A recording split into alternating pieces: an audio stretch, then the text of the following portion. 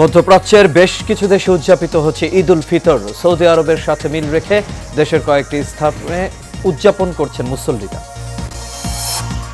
ঈদের তারিখ নির্ধারণের আনুষ্ঠানিকতায় সন্ধ্যায় বৈঠকে বসছে জাতীয় চাঁদ দেখা কমিটি। প্রস্তুত শোলাকিয়া সহ দেশের সকল ঈদগাহ। পরিবারের সাথে ঈদ উদযাপন করতে শেষ মুহূর্তে রাজধানী ছাড়ছে মানুষ। রেল ও সড়ক পথে স্বস্তিতে বাড়ি ফিরছে যাত্রীরা। এবং খুলনায় মধ্যরাতে যৌথ বাহিনীর সাথে সন্ত্রাসীদের গুলি বিনিময়, আহত বেশ কয়েকজন, শীর্ষ সন্ত্রাসী সহ আটক 11।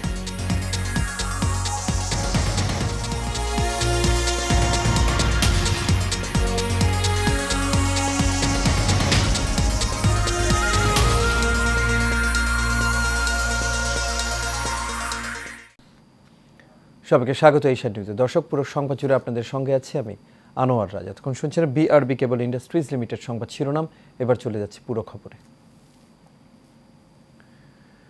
সৌদি আরব সহ বিভিন্ন দেশে আজ উদযাপিত হচ্ছে পবিত্র ঈদ উল ফিতর। এদিকে বিশ্বের বৃহৎ মুসলিম দেশ ইন্দোনেশিয়ায় শাওয়াল মাসের চাঁদ দেখা যায়নি, ফলে আগামীকাল সোমবার সেখানে ঈদ উল ফিতর উদযাপিত হবে। এর আগে প্রথম দেশ হিসেবে আনুষ্ঠানিকভাবে ঈদের তারিখ ঘোষণা করে অস্ট্রেলিয়া। দেশটিতে আগামীকাল সোমবার ঈদ উদযাপিত হবে। সেখানে রমজান মাস ৩০ দিন পূর্ণ করবে। ব্রুনাইও ঈদের তারিখ জানিয়েছে।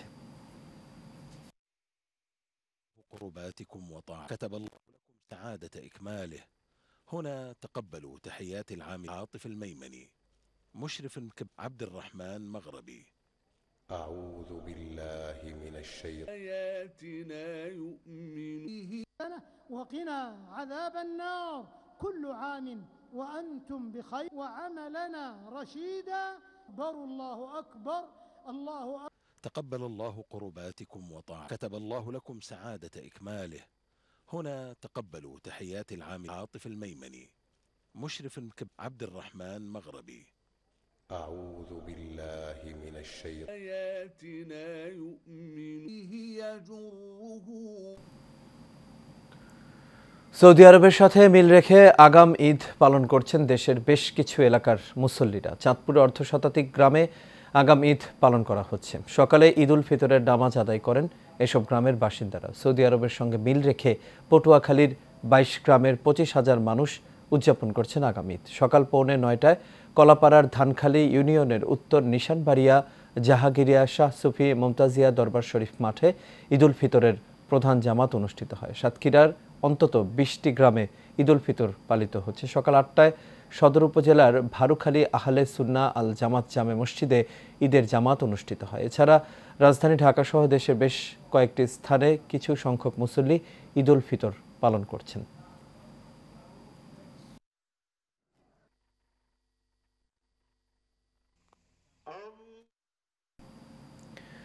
পবিত্র শাওয়াল মাসের চাঁদ দেখা ও ঈদ উল ফিতরের তারিখ নির্ধারণের জন্য সন্ধ্যায় বৈঠকে বসবে জাতীয় চাঁদ দেখা কমিটি। শনিবার ইসলামিক ফাউন্ডেশন এক সংবাদ বিজ্ঞপ্তিতে এসব তথ্য জানিয়েছে। বিজ্ঞপ্তিতে আরও জানানো হয়, রোববার সন্ধ্যা 6:30টায় বাইতুল মোকাররম জাতীয় মসজিদে ইসলামিক ফাউন্ডেশনের সভাকক্ষে বৈঠকটি অনুষ্ঠিত হবে। এতে সভাপতিত্ব করবেন ধর্ম বিষয়ক উপদেষ্টা ডক্টর আফম খালিদ হোসেন।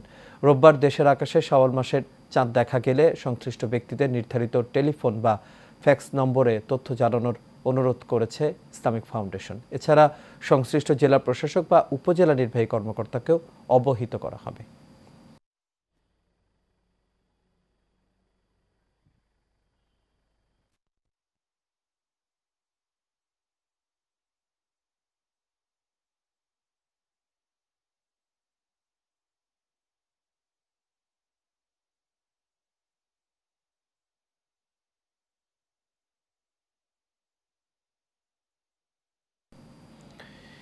ঈদ উল ফিতরের জামাতের জন্য প্রস্তুত দেশের প্রায় সকল ঈদগাহ। এবার দেশের বৃহত্তম ঈদ উল ফিতরের জামাত অনুষ্ঠিত হবে কিশোরগঞ্জের ঐতিহাসিক শোলাকিয়া ঈদগাহ ময়দানে। এরই মধ্যে শেষ হয়েছে সব ধরনের প্রস্তুতি। 198তম ঈদের জামাতে ইমামতি করবেন নতুন ইমাম মুফতি আবুল খায়ের মোহাম্মদ সাইফুল্লাহ। সকাল 10টায় শুরু হওয়া এই জামাত ঘিরে থাকছে 4 স্তরের নিরাপত্তা ব্যবস্থা। হাফিজুর রহমান সুমনের তথ্য ছবিতে আরও জানাচ্ছেন রাশেদ আকুন। মাঠের লাইন টানা, রং করা, অজুখানা মেরামত, পরিষ্কার পরিচ্ছন্ন সহ শেষ হয়েছে বেশিরভাগ কাজ। এখন চলছে সাজসজ্জা সহ শেষ মুহূর্তের প্রস্তুতি। 198তম ঈদ জামাতের জন্য প্রস্তুত করা হচ্ছে কিশোরগঞ্জের শোলাকিয়া ঈদগাহ মাঠ। ছোটবেলা থেকে অনেক দিনের ইচ্ছা যে আমি কিশোরগঞ্জ শোলাকিয়া মাঠে নামাজ পড়বো এবং টিভিতে অনেক কিছু দেখেছি। তো আমরা আশা করি এবছর আইন শৃঙ্খলা নিরাপত্তা ব্যবস্থা ভালো, যে লোক আরো অধিক হবে এবং রেকর্ড ছাড়িয়ে যাবে। শোলাকিয়ায় যুগের পর যুগ ধরে ঈদের নামাজে নামে মুসল্লিদের ঢল। এবারও এখানে নামাজ আদায় করবেন কয়েক লাখ মানুষ। সকাল 10টায় শুরু হবে জামাত। এত মানুষ হয় যে রাস্তাঘাটে মানুষের বাসার ছাদের উপরে দোকানপাটের উপরে নামাজ পড়ে। এই 50 বছর যাবৎ দেখতেছি যে এই মাঠ আর বড় হয় না। একটু জায়গা সম্প্রসারণ করা হোক, যেন মানুষ আরও খুব ইজিলি সুন্দরভাবে মানুষ নামাজ আদায় করতে পারে। এদিকে ঈদের জামাতকে ঘিরে 4 স্তরের নিরাপত্তা বলয়ে পুলিশ, র্যাব ছাড়াও থাকছে 5 প্লাটুন বিজিবি। এখানে আমাদের কয়েকটা স্তর আমাদের নিরাপত্তা। শুরুতে আমাদের বিভিন্ন জায়গায় চেকপোস্ট আছে, ক্রিকেট আছে, গেট পোস্ট আছে। এছাড়া আপনারা দেখেছেন ওয়াচটাওয়ার আছে। সার্বিক নিরাপত্তা নিশ্চিত করতে গোয়েন্দা নজরদারি বৃদ্ধি করা হয়েছে র্যাবের পক্ষ থেকে। নিরাপত্তা জোরদার করতে অর্থ ব্যাটালিয়নের দায়িত্বপূর্ণ এলাকায় পর্যাপ্ত সংখ্যক র্যাব পোস্ট নিয়োজিত থাকবে। সারা দেশ থেকে, দেশ বিদেশ থেকে প্রচুর ধর্মপ্রাণ মুসলমান এখানে আসবেন ঈদের জামাতটা আদায় করতে। সেই জন্য আমরা বিভিন্ন আবাসিক হোটেল সহ সরকারি ব্যবস্থাপনায় 3টি জায়গাতে তাদের থাকার ব্যবস্থা করেছি। সুপেয় পানির ব্যবস্থা, ওয়াশরুমের জন্য আমরা জনস্বাস্থ্য প্রকৌশল এবং পৌরসভার সহায়তায় প্রয়োজনীয় ব্যবস্থা গ্রহণ করেছি। ঈদের জামাতে অংশগ্রহণ করবেন তারা শুধু জায়নামাজ এবং মোবাইল ক্যারি করতে পারবেন।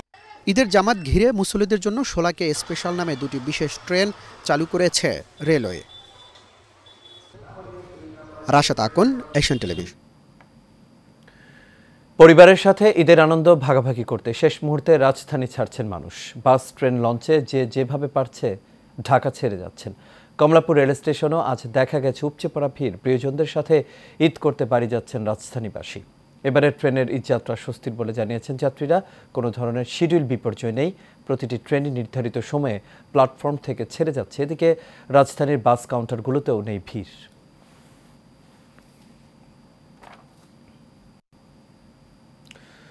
দর্শক, ঈদযাত্রার আর খবর জানাতে এই মুহূর্তে গাজীপুরের কালিয়াকৈর থেকে ঢাকা টাঙ্গাইল মহাসড়কের সরাসরি যোগ দিচ্ছেন সহকর্মী দেওয়ান সামান উদ্দিন। সামান, আশা করি আপনি শুনতে পাচ্ছেন। সামান, সড়কে যানবাহনের চাপ এখন কেমন দেখছেন?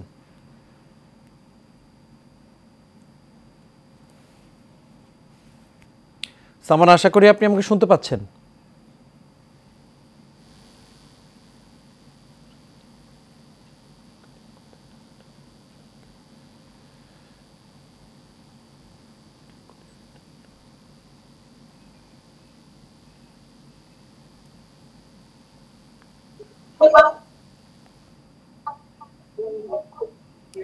আমার শোনা পড়ো।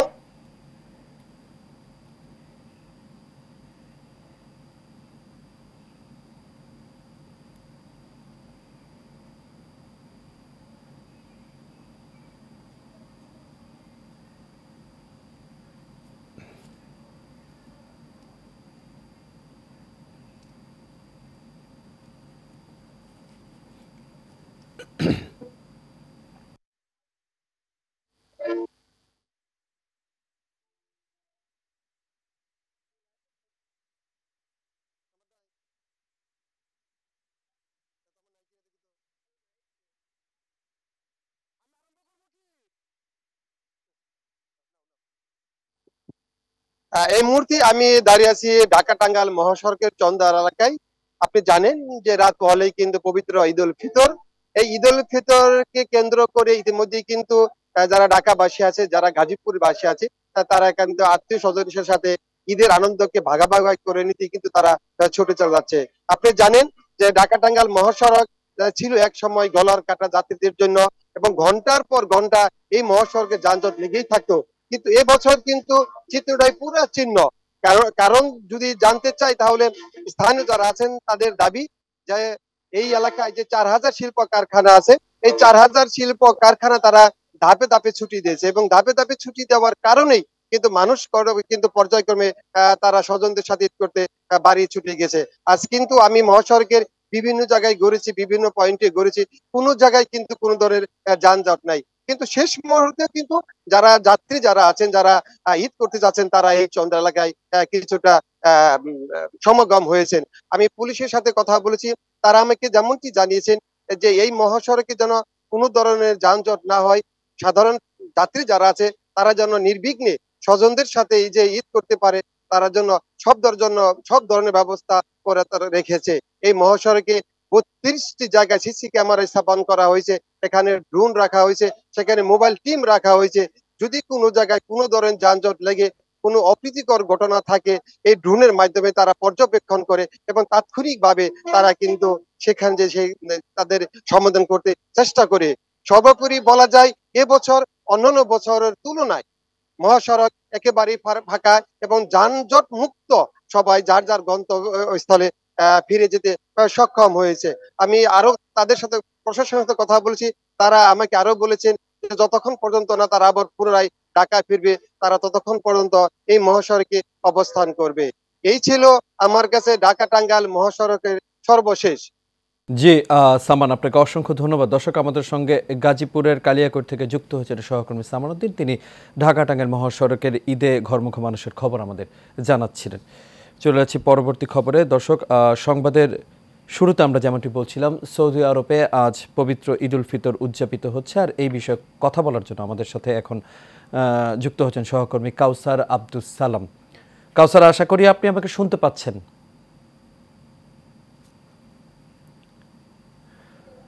কাউসার, সৌদিতে ঈদের আমেজ কেমন দেখতে পাচ্ছেন এবং সেই সাথে জানাবেন প্রবাসী বাংলাদেশিরা কি কি আয়োজন করেছেন এই ঈদ উল ফিতর উপলক্ষে? দেখুন, প্রবাসীরা স্বদেশে আমাদের আত্মীয় স্বজন রেখে সৌদি আরবে ঈদ আমরা পালন করি খুব কষ্টের মধ্যে, এবং আমরা মক্কা মদিনা এবং যার যার এরিয়াতে আমরা ঈদের নামাজটা আমরা আদায় করি, এবং প্রত্যেকটা আমরা বাংলাদেশিরা চেষ্টা করি মদিনা এবং মক্কাতে আমরা ঈদের নামাজটা আদায় করার জন্য আর কি। তারপর পাশাপাশি আমরা অত্যন্ত আনন্দের সহিত একটা মাস রমজান রাখার পরে আমরা ঈদের নামাজ পড়তে পারি, আনন্দের সহিত সবাইকে নিয়ে আমরা ঈদ উদযাপন করি। আচ্ছা, এবং আমি একটু জানতে চাই, আপনারা যারা বাংলাদেশি যারা আছেন তারা তো একজন আরেকজনের বাসায় যাচ্ছেন, উপহার নিয়ে যাচ্ছেন, তো আপনাদের মধ্যে এই কুশলাদি বিনিময় এটা মানে কতদিন ধরে চলে, বা কিভাবে আপনারা আরো বেশি ভালো করা যায় এবং কিভাবে আপনারা কানেক্টেড হতে পারেন, এই জন্য আপনারা কি করে থাকেন আসলে ঈদের দিনগুলোতে? হ্যাঁ, অবশ্যই আমরা যারা ফ্যামিলি আছে এই দেশে যারা আছে যারা, এবং ব্যাচেলর যারা আছে তারা, ওই যে আমরা একজনের সাথে আমরা বাসায় যাই, আমরা ওনারা আমাদের বাসায় আসে, এটা আমরা তাকে প্রায় এক সপ্তাহ মতো আমাদের ছুটিটা থাকে আর কি। আমরা সবার সাথে আমরা মেলামেশা করি এবং বিভিন্ন রেস্টুরেন্টে যাই, একসাথে কফি শপে যাই, আমরা আনন্দ ফুর্তি করি একসাথে মিলেমিশে সবাই। জি কাউসার, আপনাকে ঈদের শুভেচ্ছা জানাচ্ছি। যদিও বাংলাদেশে ঈদ নয়, তারপর আপনাকে ঈদ মোবারক এবং আপনাকে অসংখ্য ধন্যবাদ। আপনি সুদূর সৌদি থেকে আমাদের সঙ্গে যুক্ত হয়েছিলেন এবং ঈদের খবর জানাচ্ছিলেন। চলে যাচ্ছি পরবর্তী খবরে। গাজীপুর ঢাকা টাঙ্গাইল মহাসড়কে ঈদে ঘরে ফেরা মানুষের চাপ ক্রমেই কমে আসছে। নির্বিঘ্নে বাড়ি যাচ্ছে ঘরমুখো মানুষ। মহাসড়কে স্টেশন এলাকা ছাড়া যানবাহন চলাচল স্বাভাবিক হয়ে গেছে। মহাসড়কের বিভিন্ন বাস স্টেশনে যাত্রী এবং যানবাহনের চাপ আজ সকালেও অব্যাহত রয়েছে। মহাসড়কের নিরাপত্তা শৃঙ্খলা রক্ষায় কাজ করছে জেলা, মেট্রোপলিটন ও হাইওয়ে পুলিশ। আজ বেলা বাড়ার সাথে সাথে অনেকটাই স্বাভাবিক হবে বলে জানিয়েছেন মহাসড়কে কর্মরত পুলিশ কর্মকর্তারা।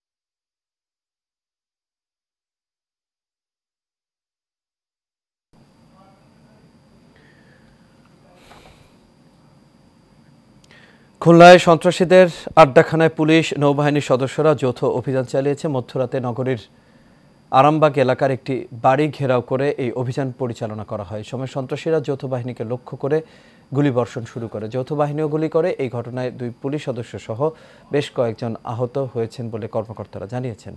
ঘটনাস্থল থেকে পুলিশ 11 জনকে আটক করেছে। এ সময় 5 থেকে 6টি পিস্তল এবং বিপুল সংখ্যক গুলি জব্দ করা হয়েছে। খুলনা মেট্রোপলিটন পুলিশের সোনাডাঙ্গা জোনের সহকারী কমিশনার আজম খান গণমাধ্যমকে বিষয়টি নিশ্চিত করেছেন।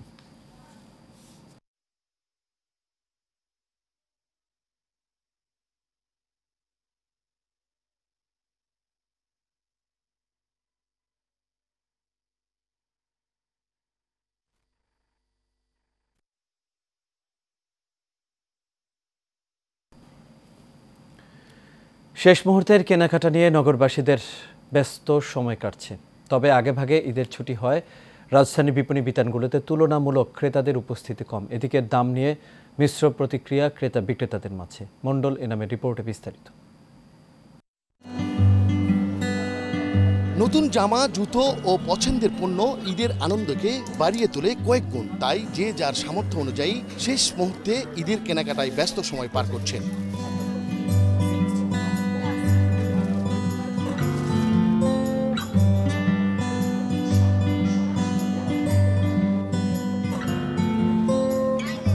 পণ্যের দাম মোটামুটি ছিল, মানে অনেক বেশি যে এক্সপেন্সিভ তা না, রিজনেবল প্রাইসের মধ্যেই পেয়েছি আলহামদুলিল্লাহ। প্রায় সব কেনাকাটা আলহামদুলিল্লাহ হয়ে গেছে এবং এখানে পুলিশ প্লাজায় এসেছি। এখানকার শৃঙ্খলা মাশাআল্লাহ খুব ভালো। পুলিশ প্লাজাতে সবসময় পছন্দের জিনিস পাওয়া যায় অ্যান্ড দেখা যায় যে আমাদের বাসার কাছে হওয়াতেও এখানে টুকটাক থেকে শুরু করে সব কিনতেই আসা হয়। এই মার্কেটে নিরাপত্তা আছে, গাড়ি পার্কিংয়ের ব্যবস্থা আছে, ডিসিপ্লিন আছে এবং মানুষ এখানে এসে এক জায়গায় সব কিছু পাওয়া যায়। আগেভাগে ঈদের ছুটি হয়, ক্রেতাদের সমাগম কিছুটা কম। তবে রোজার মাঝামাঝিতে আশানুরূপ বেচাকেনা করেছে বলে জানান ব্যবসায়ীরা।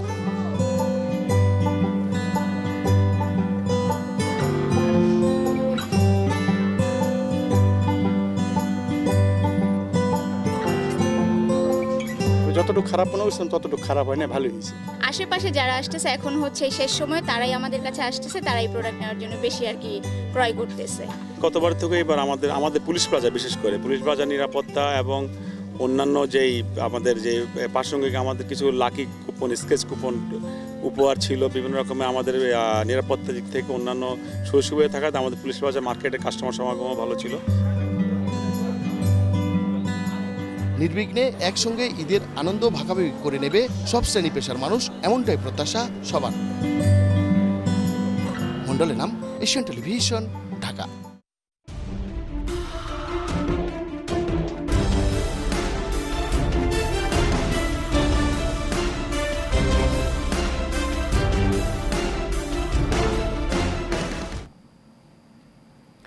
এবার সারা বাংলার খবর।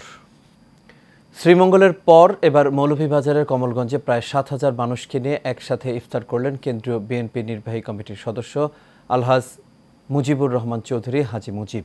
বিএনপির ভারপ্রাপ্ত চেয়ারম্যান তারেক রহমানের নির্দেশনায় কমলগঞ্জ উপজেলা পৌর বিএনপি ও তার অঙ্গ সংগঠনের উদ্যোগে ইফতার মাহফিল অনুষ্ঠিত হয়েছে। কমলগঞ্জ মডেল উচ্চ বিদ্যালয় মাঠে শনিবার সন্ধ্যায় এই ইফতারে অংশ নেন সাধারণ মুসল্লি, বিএনপি ও অঙ্গ সংগঠনের নেতৃবৃন্দ।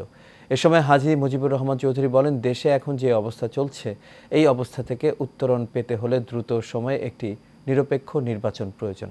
কমলগঞ্জ উপজেলা বিএনপির আহ্বায়ক ও 2 নম্বর পতনুসার ইউনিয়ন পরিষদের চেয়ারম্যান অলি আহমদ খানের সভাপতিত্বে অনুষ্ঠান সঞ্চালনা করেন জেলা বিএনপির আহ্বায়ক কমিটির সদস্য দুরুদ আহমদ।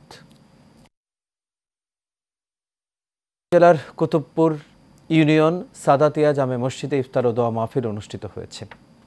এতে প্রধান অতিথি হিসেবে উপস্থিত ছিলেন ফতুল্লা থানা বিএনপির সভাপতি শহীদুল ইসলাম টিটু। আরও উপস্থিত ছিলেন মোহাম্মদ কবির হোসেন, আব্দুল আওয়াল সামির, হাজী আব্দুল আজিজ আলামিন। ঝালকাঠিতে ছাত্রদলের আয়োজনে বিএনপির চেয়ারপারসন বেগম খালেদা জিয়ার রোগ মুক্তি কামনা এবং দেশবাসীর জন্য দোয়া ও ইফতার মাহফিল অনুষ্ঠিত হয়েছে। শনিবার ষোলজালিয়া ইউনিয়ন বলতলা মাধ্যমিক বিদ্যালয় মাঠে এর আয়োজন করা হয়। কাঠালিয়া উপজেলা ছাত্রদলের আহ্বায়ক কমিটির সদস্য মোহাম্মদ হেলাল জমাদ্দারের সভাপতিত্বে প্রধান অতিথি ছিলেন ছাত্রদল কেন্দ্রীয় সংসদের সহ সাংগঠনিক সম্পাদক মোহাম্মদ মেহেদী হাসান সোহাগ, প্রধান বক্তা ছিলেন ঝালকাঠি জেলা ছাত্রদলের সাধারণ সম্পাদক গিয়াস সর্দার দীপু। টাঙ্গাইলের ঘাটাইল উপজেলা রসুলপুর ইউনিয়নের বৃহত্তর সরাবাড়ি সমাজের উদ্যোগে ইফতার ও দোয়া মাহফিল অনুষ্ঠিত হয়েছে। সরাবাড়ি বাইতুল ফালা কেন্দ্রীয় জামে মসজিদ মাঠ প্রাঙ্গণে প্রবাসী ও এলাকাবাসীর আয়োজনে এই ইফতার ও দোয়া মাহফিল অনুষ্ঠিত হয়। সরাবাড়ি বাইতুল ফালা কেন্দ্রীয় জামে মসজিদের খতিব মুফতি সোলাইমানের সভাপতিত্বে এ সময় সরাবাড়ি সমাজের 2000 মানুষ উপস্থিত ছিলেন। দোয়া মাহফিল পরিচালনা করেন সরাবাড়ি ওল্ড স্কিম মাদ্রাসার সিনিয়র শিক্ষক হযরত মাওলানা খোরশেদ আলম। নারায়ণগঞ্জের সোনারগাঁয় উপজেলা প্রেস ক্লাবের উদ্যোগে আলোচনা মিলাদ ও ইফতার মাহফিল অনুষ্ঠিত হয়েছে। উপজেলা প্রেস ক্লাবের সভাপতি ও এশিয়ান টিভির সোনারগাঁও ও 2500 উপজেলা প্রতিনিধি পনির ভূঁইয়ার সভাপতিত্বে এই সময় উপস্থিত ছিলেন সোনারগাঁ পরিক্রমা পত্রিকার সম্পাদক ও উপজেলা প্রেস ক্লাবের উপদেষ্টা আরিফুর রহমান। পনির ভূঁইয়া বলেন, বস্তুনিষ্ঠ সংবাদ প্রকাশ ও প্রচার করাই সাংবাদিকদের মূল লক্ষ্য হওয়া উচিত। এই লক্ষ্য নিয়ে পথ চলছে সোনারগাঁ উপজেলা প্রেস ক্লাবের সদস্যরা। উপজেলা প্রেস ক্লাবের কার্যালয়ে উপজেলা প্রেস ক্লাবের সাধারণ সম্পাদক ও দেশ রূপান্তর পত্রিকার প্রতিনিধি জহিরুল ইসলাম মৃধার সঞ্চালনায় এ সময় আর উপজেলা প্রেস ক্লাবের সকল সাংবাদিকগণ সহ অন্যান্য উপস্থিত ছিলেন।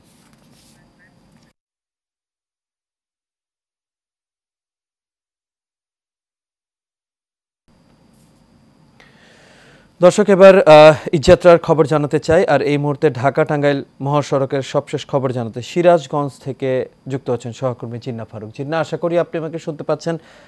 জিন্না, এই যে এবারে উত্তরের ঈদযাত্রা কতটা স্বস্তির, কি অবস্থা দেখতে পাচ্ছেন মহাসড়কের, জানাবেন আমাদের।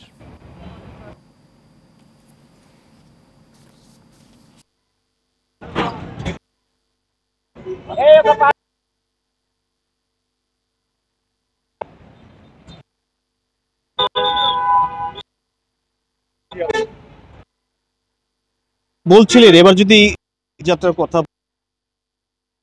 চালক এবং যাত্রীর সাথে এই এবং দক্ষিণবঙ্গের কিন্তু 22টা যে মানুষ আছে তাকে যদি দেখা চাই সেই চাপটা কিন্তু আমরা লক্ষ্য কিন্তু আমরা একটু কথা হাইওয়ে রিজনের যিনি অতিরিক্ত ডিআইজি আছেন, আমরা একটু কথা বলতে চাই যে আপনারা আসলে এই ঈদে আমরা দেখছি যে কোনো যানবাহন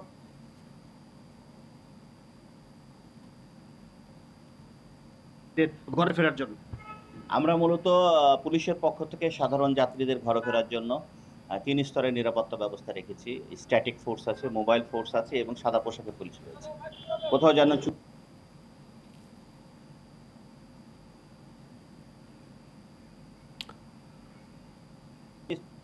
আমরা র্যাকার, অ্যাম্বুলেন্স এবং বিভিন্ন পুলিশ সদস্যকে মোতায়েন করেছি। পাশাপাশি বিভিন্ন যে আমাদের যারা বিভিন্ন গোষ্ঠী আছে, যেমন হচ্ছে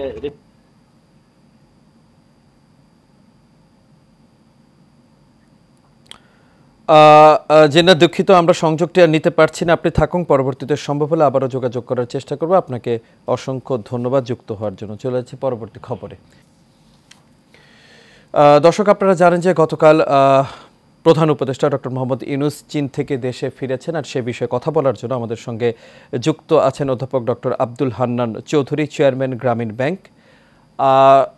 অধ্যাপক ডক্টর আব্দুল হান্নান চৌধুরী, আশা করি আপনি আমাকে শুনতে পাচ্ছেন। হ্যাঁ, আমার শুনতে কষ্ট হচ্ছে, তবু বলুন। আচ্ছা, আমি চেষ্টা করছি একটু লাউডলি কথা বলার। ডক্টর আব্দুল হান্নান চৌধুরী, আমরা যে বিষয়টি জানতে চাই, যেহেতু গতকাল ডক্টর মোহাম্মদ ইউনূস দেশে ফিরেছেন, তো চীন থেকে তিনি ফিরেছেন, তো চীন থেকে ইতিবাচক কি বার্তা তিনি দেশের জন্য নিয়ে এসেছেন?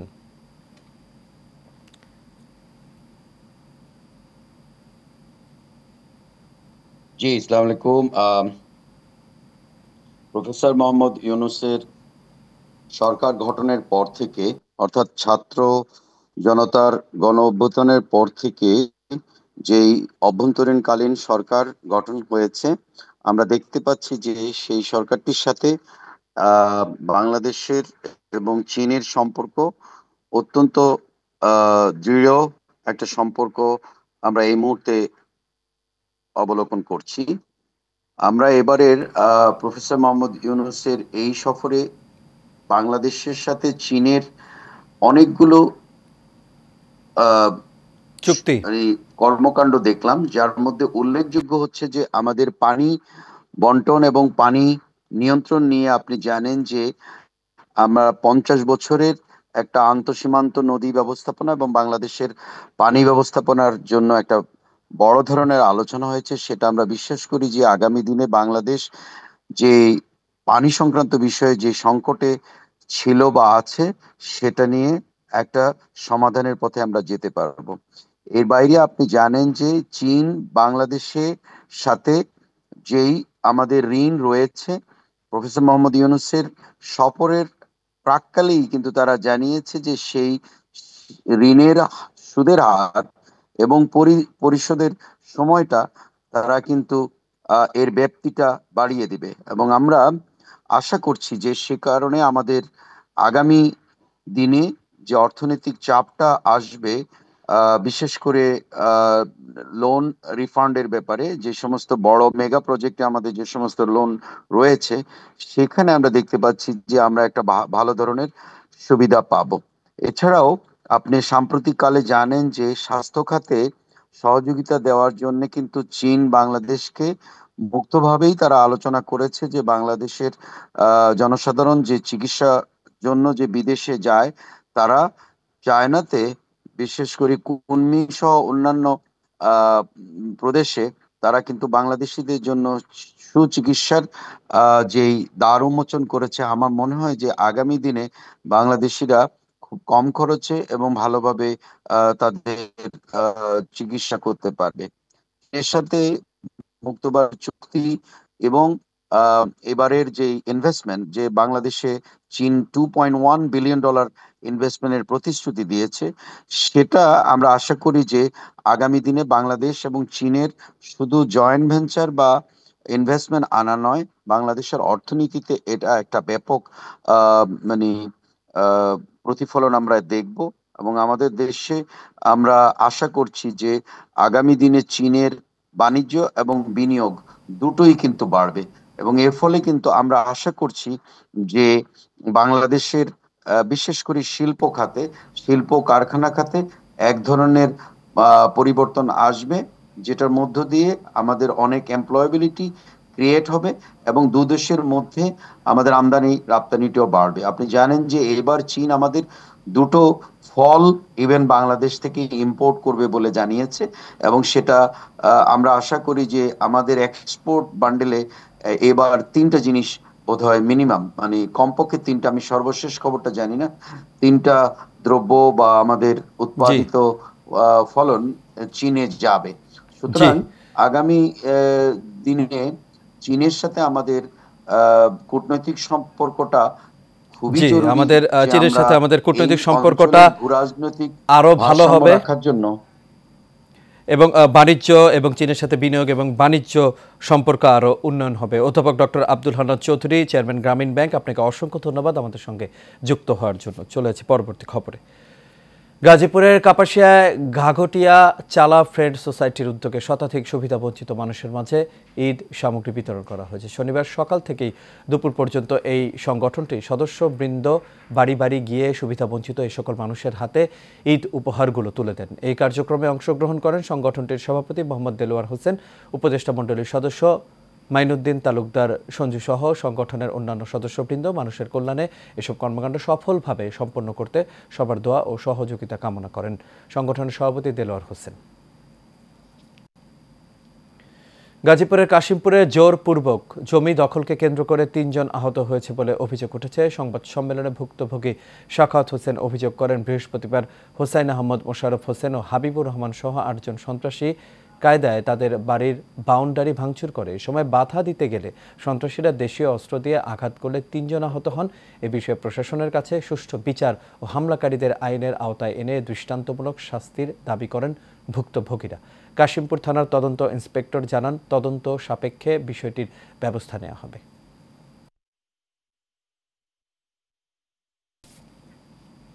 আর এর সাথে শেষ করবে এশিয়া নিউজ। তবে যাবার আগে বিআরবি কেবল ইন্ডাস্ট্রিজ লিমিটেড সংবাদ শিরোনামগুলো দেখে নেব দর্শক। আরও একটা, মধ্যপ্রাচ্যের বেশ কিছু দেশে উদযাপিত হচ্ছে ঈদ উল ফিতর। সৌদি আরবের সাথে মিল রেখে দেশের কয়েকটি স্থানে উদযাপন করছেন মুসল্লিরা। ঈদের তারিখ নির্ধারণের আনুষ্ঠানিকতায় সন্ধ্যায় বৈঠকে বসছে জাতীয় চাঁদ দেখা কমিটি। প্রস্তুত শোলাকিয়া সহ দেশের সকল ঈদগাহ। পরিবারের সাথে ঈদ উদযাপন করতে শেষ মুহূর্তে রাজধানী ছাড়ছে মানুষ। রেল ও সড়ক পথে স্বস্তিতে বাড়ি ফিরছে যাত্রীরা। এবং খুলনায় মধ্যরাতে যৌথ বাহিনীর সাথে সন্ত্রাসীদের গুলি বিনিময়, আহত বেশ কয়েকজন, শীর্ষ সন্ত্রাসী সহ আটক 11। দর্শক, এই ছিল আমাদের এখনকার আয়োজন। আমাদের পরবর্তী সংবাদ দেখার আমন্ত্রণ রইল। এতক্ষণ সাথে থাকার জন্য সবাইকে ধন্যবাদ।